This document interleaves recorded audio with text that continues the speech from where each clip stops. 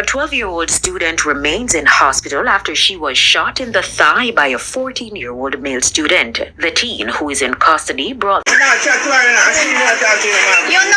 chat to. You know yourself who you chat to. Because I want to fucking move for a fucking thing now. Why people can't run off your fucking business? Yeah.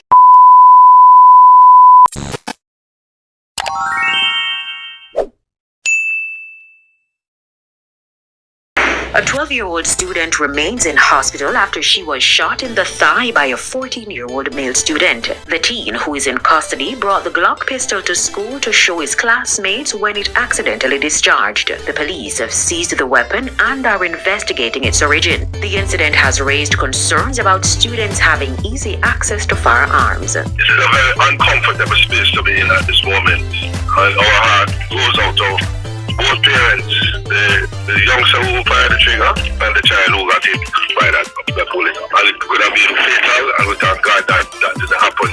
But I think we're going to have, and I think President Johnson and his team, allowing us and all the stakeholders in the school system, the education system, should be very busy this summer, because we cannot go into September with this fear. The Ocho Rios High School shooting has also brought into focus the issue of school safety. I can't speak to the processes that took place there, but what I can indicate is that by and large, the processes that take place at schools are in many regards similar. So there are security guards there. In many respects, students are searched either on a wholesale basis or randomly.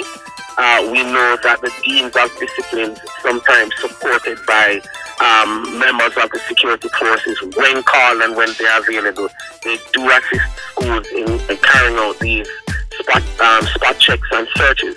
Education officials, parents and stakeholders are urging the government to implement additional safety measures in schools. There has to be a total revamping of what is considered security in school, and both political parties and their campaign trail for the next election slow down a little bit and take some time and look at safety in schools.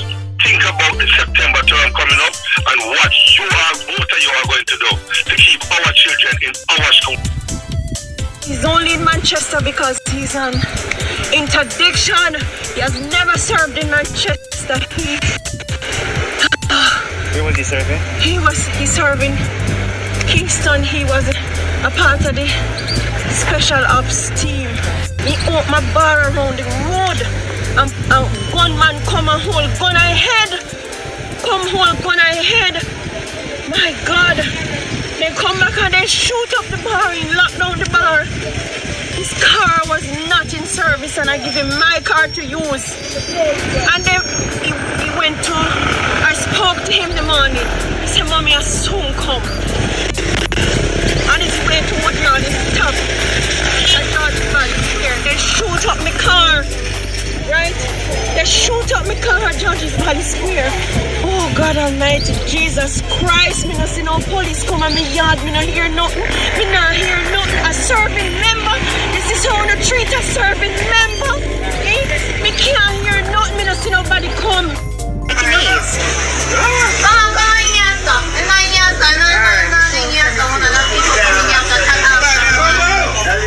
Why you go outside and tell me?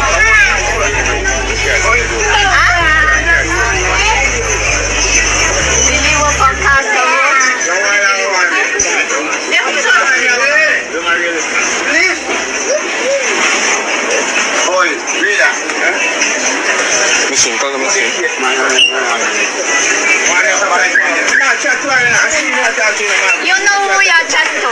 You know yourself who you chat to. Because I want to fucking move for a fucking thing now. Why people can't run off your fucking business? Yeah, you chat to me. You chat to one of my people. This is for my supermarket. Come on. Please. I said it, not tell you nothing, so you have to go come out, yeah? You have to go buy 1 2 bags to go wash your fucking mouth, you see? Candy.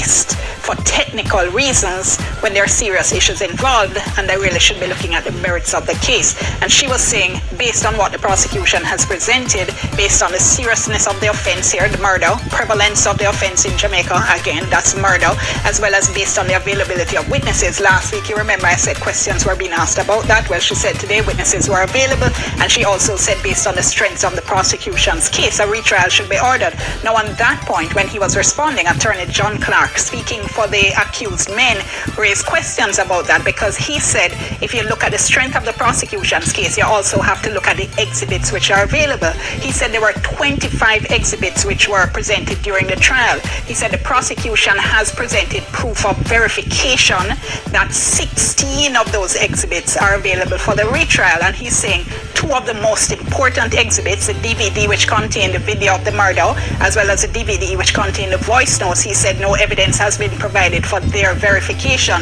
along with the verification of some of the evidence that the defense is relying on, like the signature of the sole eyewitness. Now, having said all of that, what this is really going to come down to, RG, is that I believe that consideration of the constitutional rights of the men, their right to a fair hearing within a reasonable time by an independent and impartial tribunal. And the prosecution has been saying, even acknowledging the breaches that they say that they admit to, they maintain that there are enough safeguards in place so that the men would get a fair trial if the Court of Appeal orders a retrial.